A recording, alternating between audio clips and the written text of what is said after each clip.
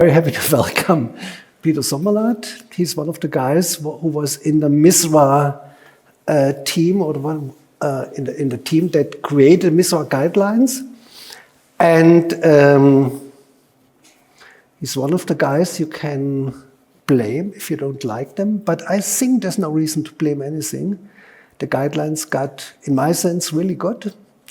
And if you have any questions that I can't answer, perhaps Peter will help.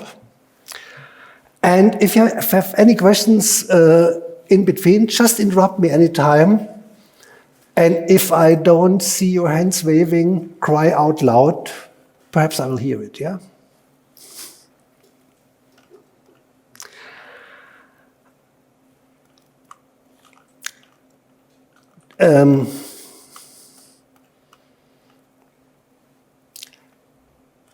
Because it's impossible to cover all the guidelines and all the rules of the MISRA guidelines in 1 hour, I will only give you a short impression what's the things that I consider most important. And if you want a more detailed coverage of this subject, you can join my training in end of November, 24th of November here. It's a one-day training, and I will have much more time there to cover all the topics. And if you are interested in trainings concerning embedded programming, introductory or advanced, whatever, in my trainings about embedded C++, I also cover the MISRA guidelines. If I introduce a new concept of the language at the presentation of this concept, I will give examples and counterexamples of the MISRA guidelines where they violated and whatever. And okay, yeah.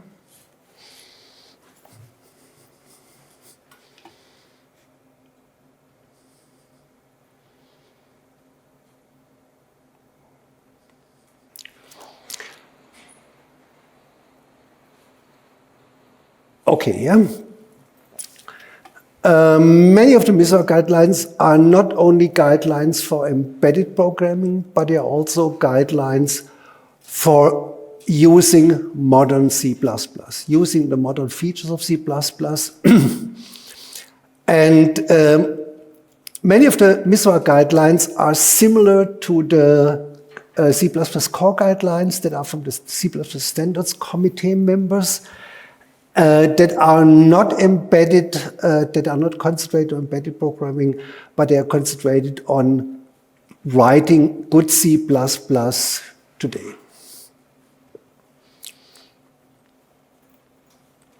One difference, or the main difference to the C++ core guidelines is that the MISRA guidelines, the new MISRA guidelines, are more streamlined and more consistent than the core guidelines. And this allows code checkers to check for violations of the MISRA rules, of the rules that are recommended.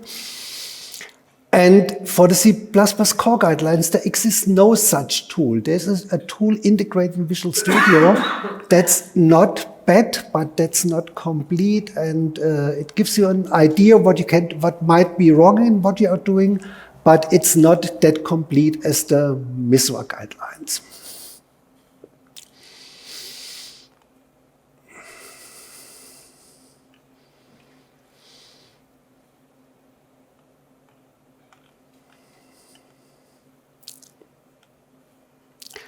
The main intention of the MISRA guidelines is to define a subset of C++ where the opportunity to make mistakes is reduced or even removed, whatever. Yeah, it's in any case the possibilities to make something wrong is strongly reduced. Yeah. It's mainly created for domains like automotive, aerospace, medical device, whatever, all that kind of stuff that's critical and where lives of persons can be endangered. The first MISRA guidelines published in 2008 and that are based on C++ 03 and the first standard of C++, were essentially out of time when they appeared in 2008. 2008 was shortly before C++ 11, and a lot of the modern features of C++ 11 and the features of modern C++ were not covered. You got a lot of false warnings, and it was the other way. It was very hard to work with the 2008 rules. They were in some sense terrible. They were very restrictive, and I always compared them to tying a cannonball to your feet so that you can move only very slow, yeah? Okay, you can say if you do nothing, you can do nothing wrong, but I think it's a strange point of view. And this is completely different with C++ 23, the MISRA C++ 23 guidelines. They are good. The main intention, one main intention of these guidelines is to encourage you, to enforce you to use modern C++. Using many of the old C++ features like C arrays or whatever, they are complained about. You get an error, you get a warning, don't do that and whatever. And here in this talk, I want to get an overview with a lot of examples. I will do mainly examples. The talk from Peter Sommerla that I have here, very good, gives an overview about the intentions of and the background and whatever. And I will go into details so that you can see if I do this and this and this, I get this and this complaint, and other things that I do are okay, yeah?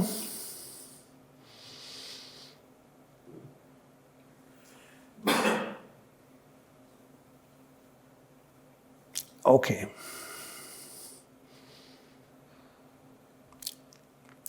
The main difference, or the one main difference between the core guidelines and the MISRA guidelines is that there are static code checkers. You can write your code and then you run your code checkers and they will tell you what might be wrong, yeah? And I got one code checker from Kaiser. I've asked for the main providers of such code checkers, and I got one license from Parasoft, and I think it's really good what they are doing. I got another license that I didn't check so far from CPP Check. I hope I have included in my training at the end of November. And the Parasoft CPP checker looks something like this, yeah? You can, I hope you see it anywhere, we can see it, yeah? You can activate a lot of different guidelines. For example, I have activated MISRA 2008 and MISRA 2023, the others I left open, and you can compare what warnings you get, yeah?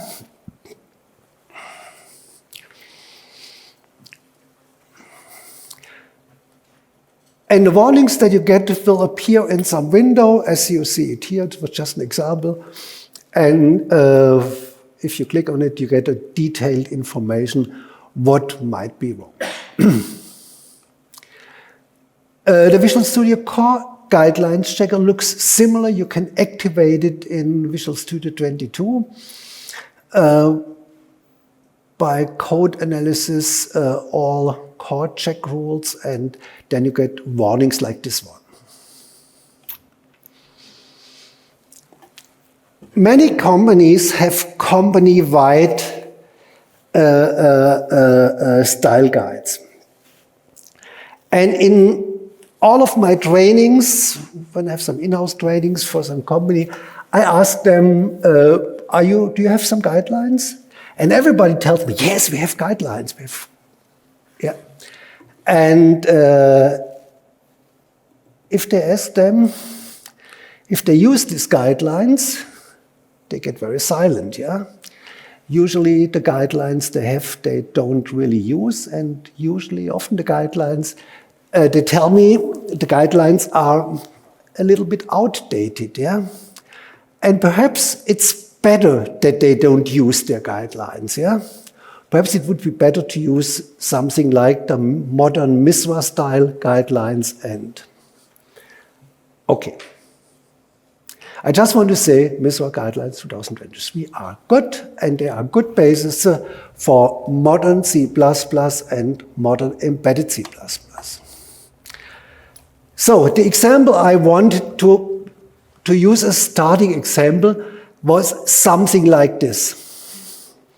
I didn't succeed to put everything together. It needs a whole day training. I didn't succeed to put all this together to in this 1 hour talk. Yeah, I will do something embedded, and I will start very naive with some digital out. Yeah, to put some pins on and off and whatever, and I want to use this digital out for some embedded application, something very simple, like some traffic lights, yeah?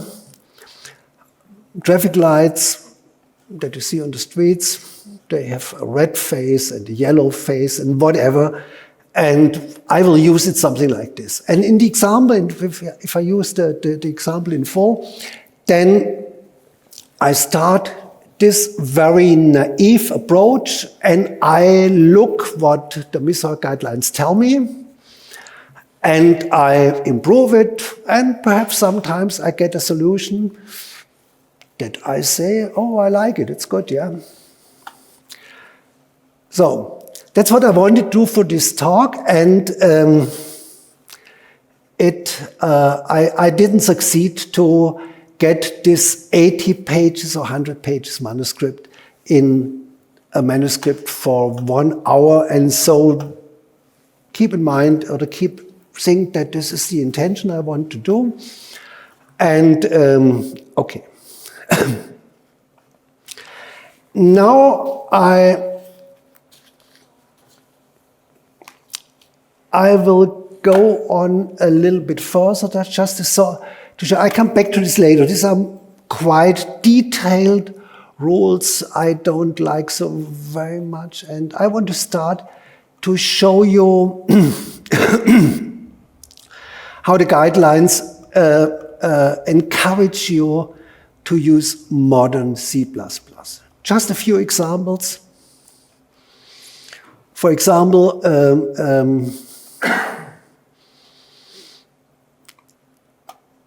if you use C arrays, yeah, this old C arrays, I know everybody of you, all the guys here that are going to such conferences and to such trainings, nobody of you, I think, will know C arrays anymore. But I think you have colleagues, and you never know what the colleagues are doing.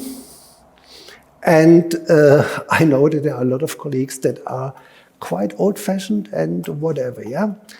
And perhaps if they see that they get a warning like this one, I'm using a C array here, I get a MISRA C++ 23 warning with this number that such a C array should not be used. Oh, it's good, yeah. The MISRA 2008 guidelines don't complain anything because when MISRA 2008, the standard array didn't exist. Vectors are also MISRA compliant, whatever. Just this basic example shows you how the MISRA rules enforce using modern C++. This one is complained, and this one is okay. Another MISRA guideline is about the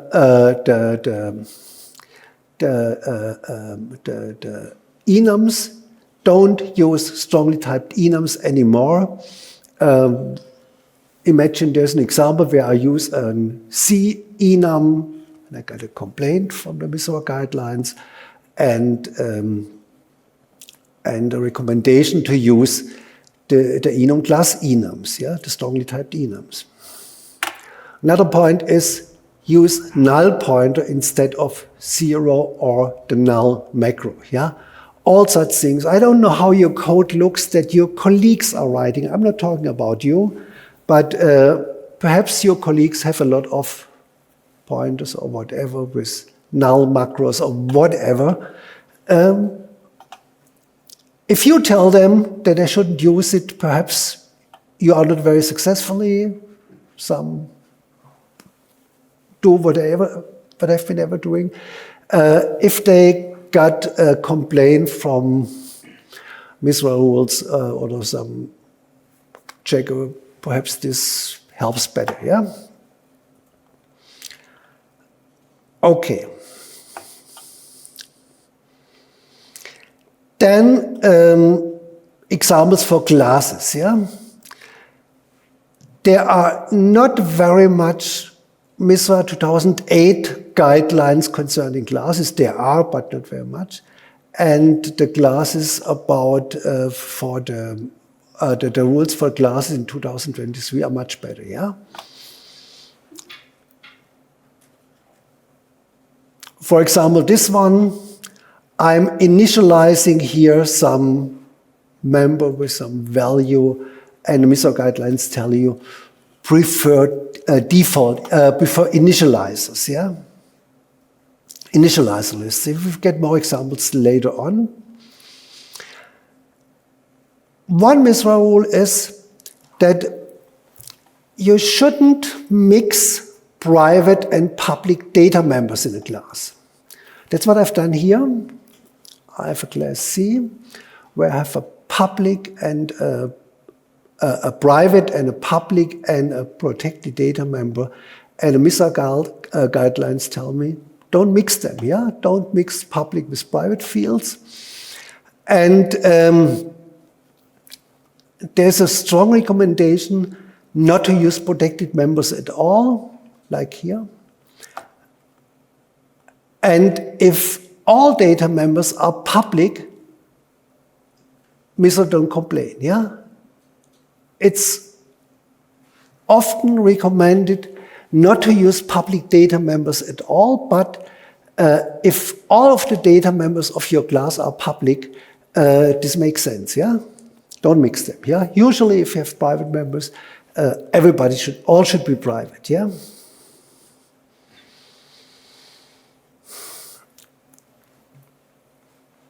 Initializer lists can also be used for constructor and destructor arguments, constructor arguments, of course. This is the traditional initialization. I'm doing nonsense here, yeah. I have a constructor with an int parameter. I'm using a float argument, double argument. I shouldn't do this. And the old MISRA guidelines tell you shouldn't do this, but with the initializer list, you can not get only a warning about this, you can also get a compiler error. That's much better, yeah? And therefore, a general recommendation is to use initializer lists compared to traditional initializations with an assignment operator.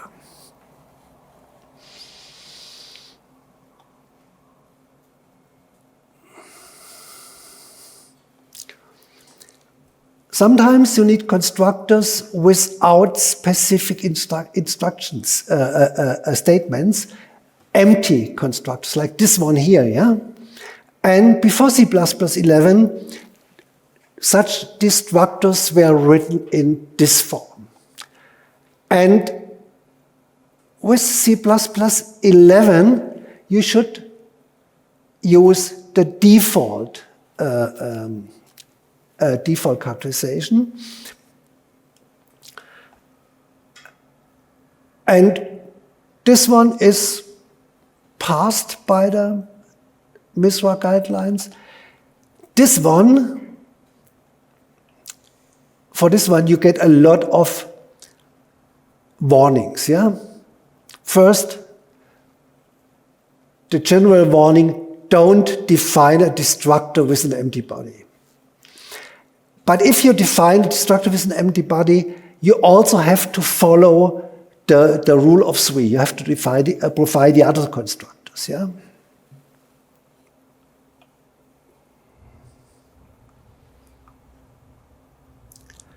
Then another point is, you should not use pointers at all, yeah? If you use, you shouldn't use dynamic memory at all. Where's the example? It's in the beginning. You should not use dynamic memory at all. You shouldn't use new and delete, and instead you should use smart pointers like here, make shared, make unique, whatever, yeah? That's another point where the MISRA guidelines recommend using modern C++. Don't use the old style, use the modern style tools, yeah?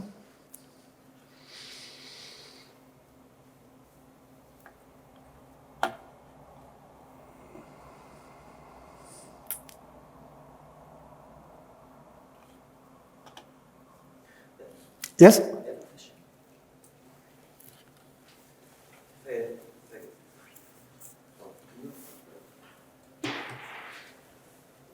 Hello. Yeah. So if I remember correctly, the first MISRA guidelines, they were explicitly disallowing memory allocations.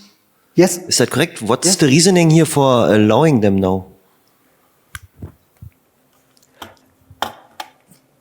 They're allowed here because the make shared and make unique smart pointers follow the RAA implementation. In the destructor, it's guaranteed that the dynamic memory is freed again. Was this your question? Yes, kind of, but there are also like side effects of calling new and delete, so that can take arbitrarily long. You can run out of memory, and the general rule of the MISRA guidelines is you are not allowed to write new and delete. Yeah, and if some standard libraries like Vector or whatever use them, MISRA assumes that they do it well, and I would agree with the MISRA guidelines that the usual compilers implement this well. If you insist, I can give a little bit rationale. So in the past, the MISRA guidelines were mostly addressing real-time systems, and they're using dynamic memory without a real-time allocator. You might not get consistent deadline, or might miss deadlines, or not consistent things. Oh, sorry. But modern C++ requires the use of the standard library, and the standard library, even in freestanding, benefits greatly from having dynamic allocation. And also modern hardware, let's say, writing a hard real-time system in modern hardware is completely different from what you did when you had a single core processor without any caches. Today, you cannot predict the execution time of any instruction anymore. And therefore, that is kind of relaxed. I think it still says only do dynamic allocation at the startup phase of the program, and then when you have real-time loop, don't do any allocations. But I think we have infrastructure in C++ which are not yet in C++17 that allow you to do things like with monotonic memory, monotonic memory buffers, buffer, polymorphic resource, allocators, and so on. to have allocation with predictable things. Still, you have to care about what happens when you run out of memory. That's, let's say, application level programming, sanitizing inputs, not reading over buffer bounds and stuff like that. That's beyond, let's say, telling you how to write good code is something MISRA tries to, but it cannot tell you everything about good design. And there was also one more thing I can say about the rules. The rules, compared to the core guidelines, the MISRA rules were written by with people involved from the tool vendors to actually make them checkable. And there are only, let's say, few rules that are not checkable or only partially checkable. So that's the main reason where also some weaknesses from the guidelines come, because if you cannot check it, yeah, you can still wish for it, but who knows? Okay, danke. Thank you.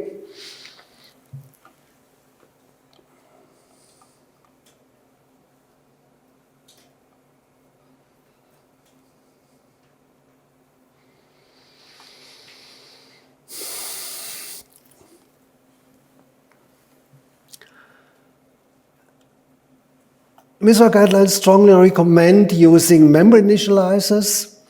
They want you to initialize all members of a class before you can access it. They must be initialized before. And there are two ways to do this. One is member initializers, and the other is initialization at the definition in the class, non-static data member initializers, and both ways are recommended and checked by the rules. Yeah.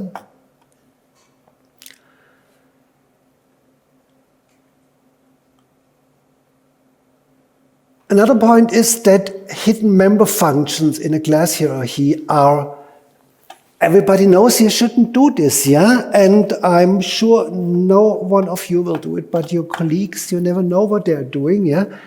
And they are checked, yeah? For example, here, base class with a function f, and I have hidden it in a derived class D1. It's not virtual, both are not virtual, and you get a warning, a MISRA warning, yeah? Most compilers provide you a warning too, but in MISRA you get this warning here in this case, yeah? For virtual functions, same situation as here, only difference that the function f is virtual. The old syntax of virtual function, the C++03 syntax, it was a terrible syntax. I never did understand how such a syntax can get into a standard, yeah, but it was there. And this is the old syntax, virtual here and virtual there, and you get a strong recommendation that you should declare it with override, yeah?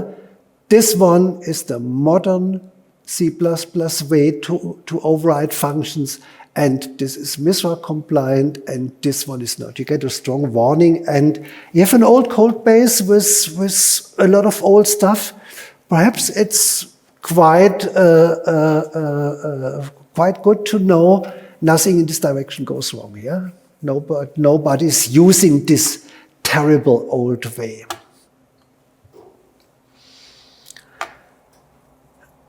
Calling virtual functions is often, some people think you shouldn't use it because you need dynamic memory. That's not true. So that a virtual functions is virtually called with its dynamic data type. You need to call it by a pointer, yeah. And in this example here, this call of f is a call with the implicit this pointer. And therefore, if this f is a virtual function in the class hierarchy over there, for example, this one here, then it's dynamically dynamically resolved, and you get a virtual call without using pointers. So you can use virtual functions without using dynamic memory. So these were some of the rules of modern C++ 11, and I want to go back to the topics in the beginning. Where other rules that are not so strong with the modern C++ guide, the modern C++ rules too are, but I will just go over these other rules. Yeah. The integral types that should be used in embedded applications usually should specify the width in bits in the name, and therefore in embedded applications that have to be MISRA compliant, you shouldn't use type int. You should use one of the modern C standard int types that are available since C++ 11, int 8, uint 8, whatever. Yeah. And therefore, instead of this first while of a signature, you should change it to this one. You can also use the digit separators in a number literal. This is a very convenient thing that's not known by very much people in my trainings. And you can use binary literals, whatever.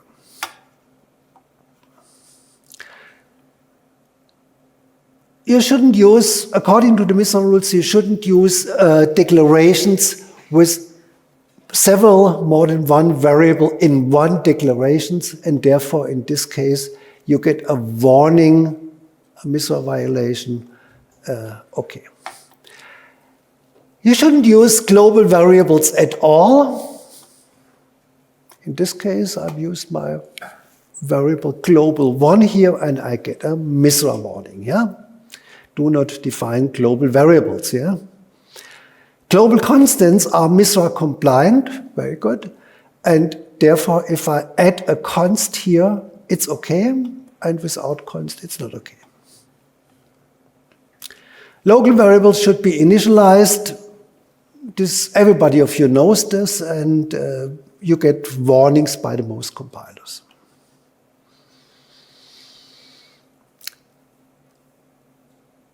By some compilers, you get warning about hidden variables. If you define a variable in outer and in inner scopes, this also concerns class definitions of members in classes, you get warnings that this variable x is defined in an outer scope here, and you shouldn't do this. Yeah. Outer, to define or to derive the type from some result, outer is recommended and accepted by the MISRA guidelines. For example, you have your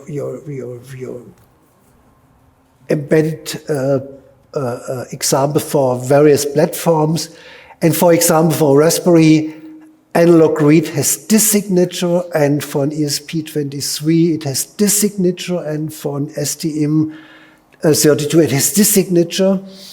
And if you want to take care for these different signatures with macros, yeah, that's the only way you could do it in the past. Nobody would like to do this, yeah. And auto is a way out. If you use auto this way, you get for C the right return type.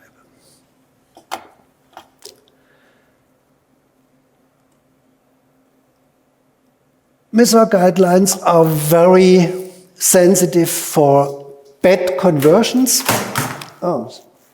For bad conversions. Thanks. I don't need it, yeah. MISRA guidelines are very sensitive for bad conversions. And you get MISRA warnings if you do something, where are the examples? There are some examples here, they are below. And if you don't want only warnings, but if you want error messages, like in this case, you should initialize a list. You should use initialize lists for initializing variables.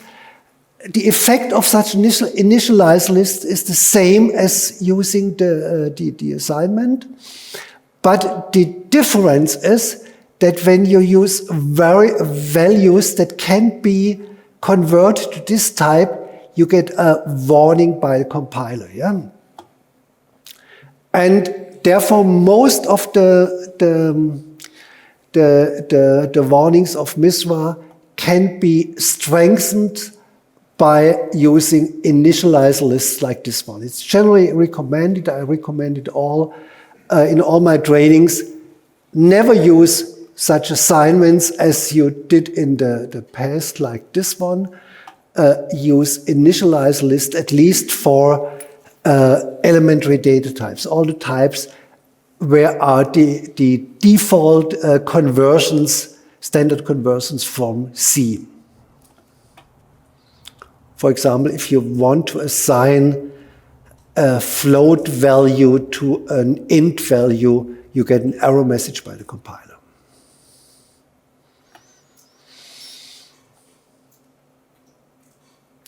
MISRA guidelines strongly recommend using initialize lists. One point I forgot to say in a lot of my examples so far, but if you have it here, many rules of the MISRA 2008 guidelines are very restrictive, like a cannonball on your feet. For example, this one, it was not allowed to use float numbers. MISRA 2008-23 guidelines say, if you're using float, be careful, think about what you are doing, and be sure that the things happen that should happen, yeah? You should be careful, of course, yeah? But in MISRA 2008, it was not possible to write MISRA-compliant code that used floating point numbers.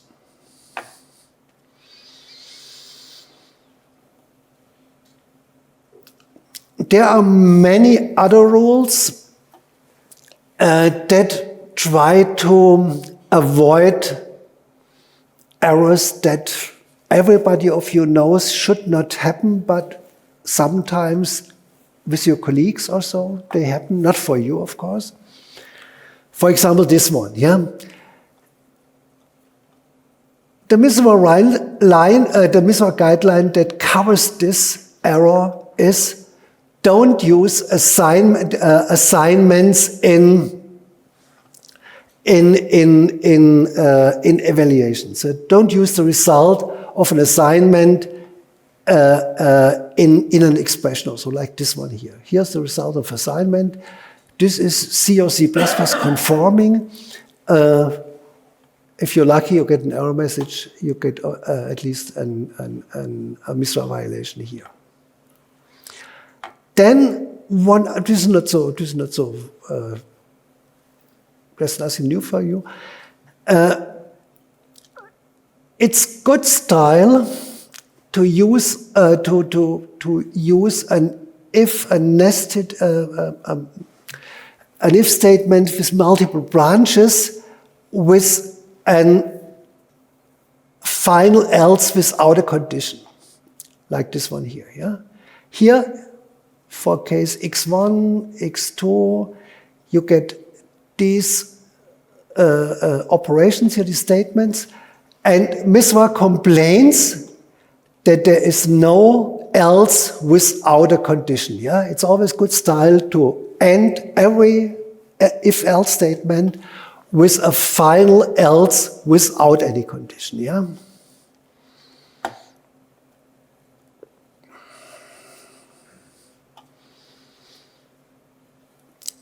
There are other MISRA guidelines that can be ensured by modern compiler features. For example, one MISRA rule requires that a return type of a function shall always be used.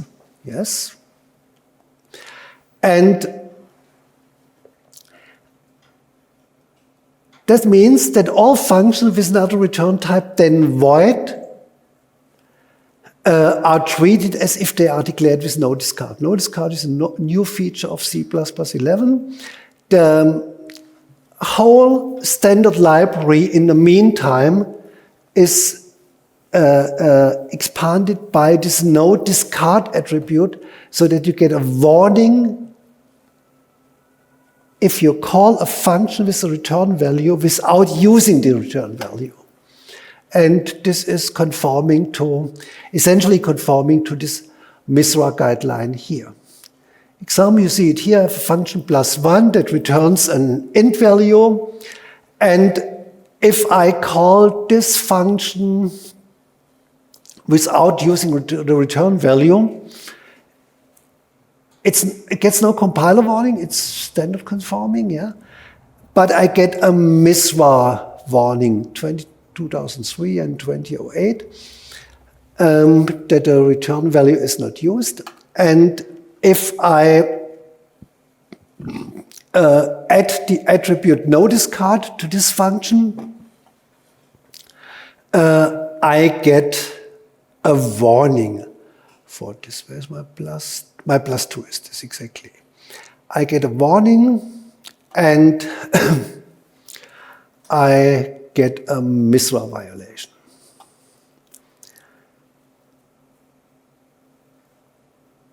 Another point where the MISRA guidelines are covering the modern C++ standard is that recursive functions are only permitted for const expression functions. And if you justify that you know what you are doing, yeah? That the stack will not overflow and whatever, yeah?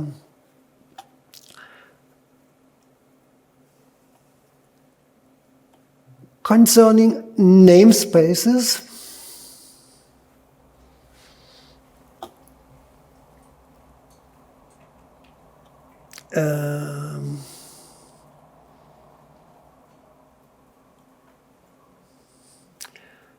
if I am,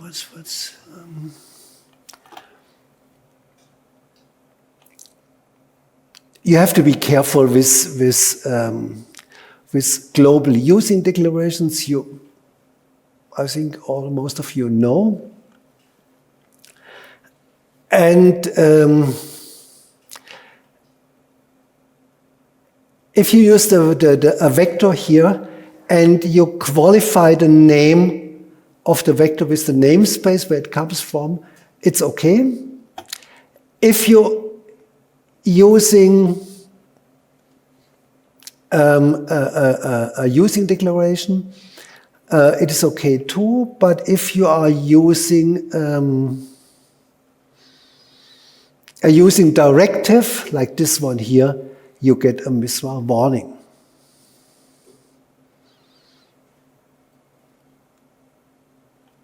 That's MISRA warning from 2008. And the 2008 rules are quite restrictive. The MISRA 2023 rules are more realistic. Yeah?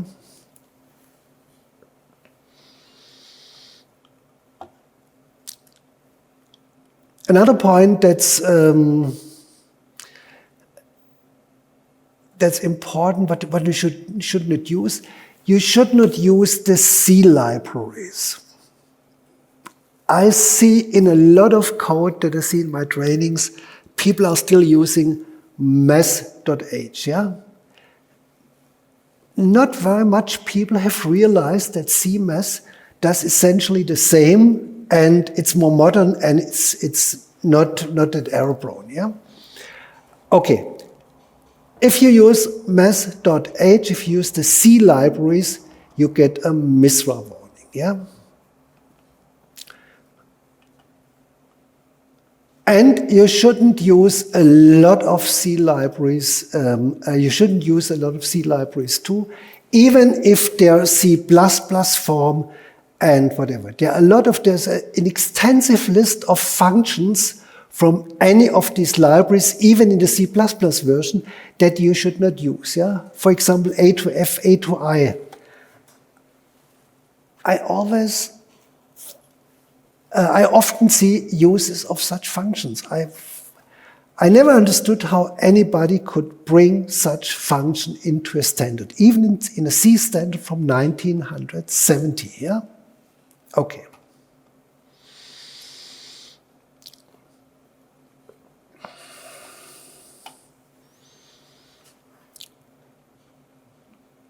As I told you before, new, delete, M elegant free should not be used.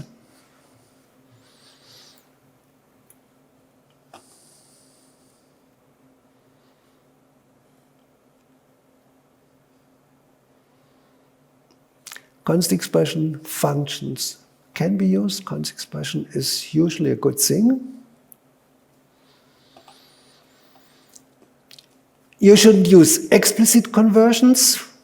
Okay, I know most of you don't do this, but I see it from time to time again. Attributes are supported.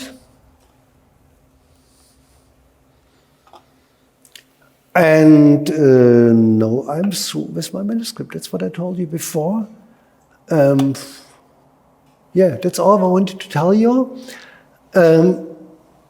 As I told you in the beginning, in the training that goes for full day, I will use this for my traffic lights example with digital in and out classes, whatever. And I will go in more details. There are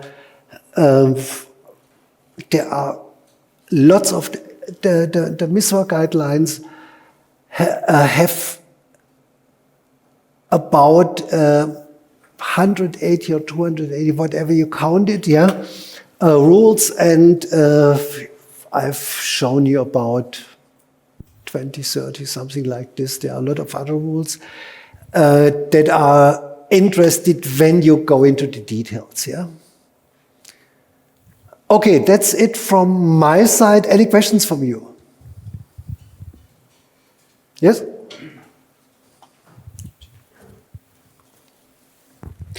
I had a question about the one return policy. I think that was in the 08 version of the MISRA. Yes. That from a function there is only one return statement. Is that still in there? I'm not sure. Do you know? So my question is the one return policy, so from a function there is only one return statement, is that still in the MISRA standard in the newer version? The echo is too bad. I cannot hear you. One return rule, only one return per function. That's a specific, interesting story. The single return is actually something that's wrong in ISO 65108. And we from the MISRA C++ committee made a change request to those standards, because it was taken from a time when structured programming was new. And there was a concept called the single entry, single exit principle. The single entry, single exit principle comes from assembly program that you don't just randomly jump around in code. If you have structured programming with functions, it's automatically fulfilled the single entry, single exit principle, because whenever you call a function, if that returns, it returns to the exact call side. That's how structured programming functions and procedures are defined. So it's kind of a red herring or whatever, a misinterpretation of the single entry, single exit principle by those who never understood what it was about. And that caused people write things like a function should have a single return statement, which is completely bullshit. Sorry for that. It actually makes code harder to read, introduces things like goto, and we all have those vulnerabilities with gotos going wrong. And that's let's say, it might become a bit more interesting when we have to cover coroutines in MISRA, but we didn't yet. Peter, thank you very much. Yeah. Yeah, thank you very much for the brief overview. I've got a question on the availability of the MISRA rules for the community. For me, I see it as a roadblock that the MISRA rules are still beyond the paywall. Okay, they have to be paid. Even I, as a reviewer of the standards of the guidelines, who spent quite a lot of time. Even I got no free copy. I know. It's just I looked it up. It's about $50. It's not fair. I think it's less 25 or so. Yeah, but it's not okay for the typical open source community guy. But my question is, if there would be a checker open source which would implement the MISRA rules, which is for free. Is this a problem for the MISRA consortium, or would they be okay with that? Because I know everybody is using Clang Tidy. If there would be simply activate MISRA rules, so... This is again a question for Peter, yeah? Thank you, Peter. In my former life, when I was still a professor, we actually implemented part of the MISRA guidelines, then 2008, as a checker into Eclipse CDT, or our version of that. And we actually licensed the headlines, which is quite reasonable, I think about 200 pound or so, to allow those headlines to be presented. So if you have a failure, what you showed in your comments, Richard, is actually what you get from what you can pay for, which is kind of a reasonable price to pay. If you're citing the MISRA guidelines, you're supposed to pay a license, which is quite reasonable. If you want to use the full text, that's a different story because that's a bit more involved. But with just the headline, and it was doable for us to pay that. I think it wasn't even a one-time license. So it was my students who wrote that plugin could actually use MISRA rule 4.7 violated here, whatever that means. So it's not really. It costs a little bit of money, but it's not much. And the main reason is that MISRA is kind of maintaining a lot of infrastructure for a forum, for the other things, and that has a price, and it's financed by, it used to be financed by the British motor industry, and I think by a few more. And most of the work that went into the guidelines, or let's say all of the work, is kind of voluntary work. Very few people were paid for that, except if they were paid by their employer because they create tools for the MISRA guidelines, so they send their people to know what's coming up. So it's possible. I did it, or let's say my students did it. I no longer have any kind of that infrastructure available, so I cannot tell you exactly, but it was really reasonable, and even from the university we could afford it. Maybe because we were in Switzerland, where the budgets are a little bit less tight than in Germany. Thank you, Peter, again. I just want to add that the single return rule was also removed from MISRA C in 2025. Yes, the same people involved.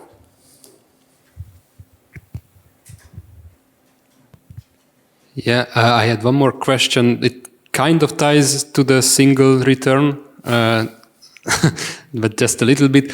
What about exceptions? Are those allowed? That's one big topic that I wanted to cover here.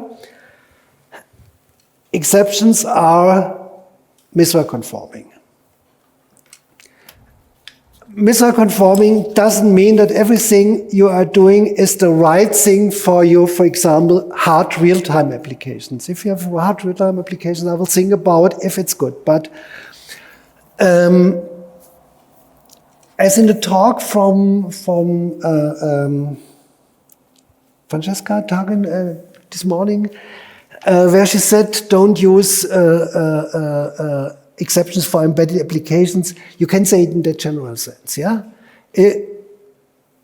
Exceptions are no more problem. Exceptions are, for many embedded applications, no problem. If you have hard real-time applications, it may be different, yeah? But it's not a general rule if your programming embedded applications, you're not allowed to use exceptions. Exceptions are good.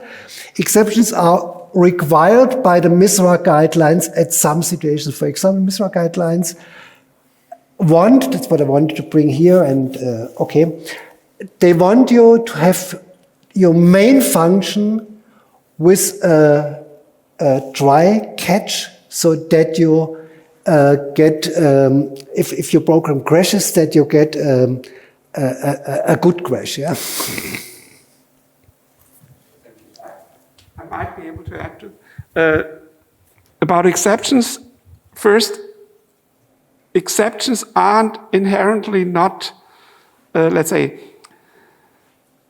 exceptions can be implemented in a way that they are efficient and not causing undeterministic timing. However, most standard library or standard compiler implementations don't have that, and there's one that's especially bad, and you can guess. But I know there's a guy who spoke at ACCU and other conferences about how to actually use exceptions to make the code simpler and more efficient, but I can't remember his exact name, but you will find it, his talks and videos online. And I'm not that deeply into the topic as he would be to actually answer any more detailed questions about that. Thank you again. More questions? I think time is nearly so. Yeah. Thank you very much.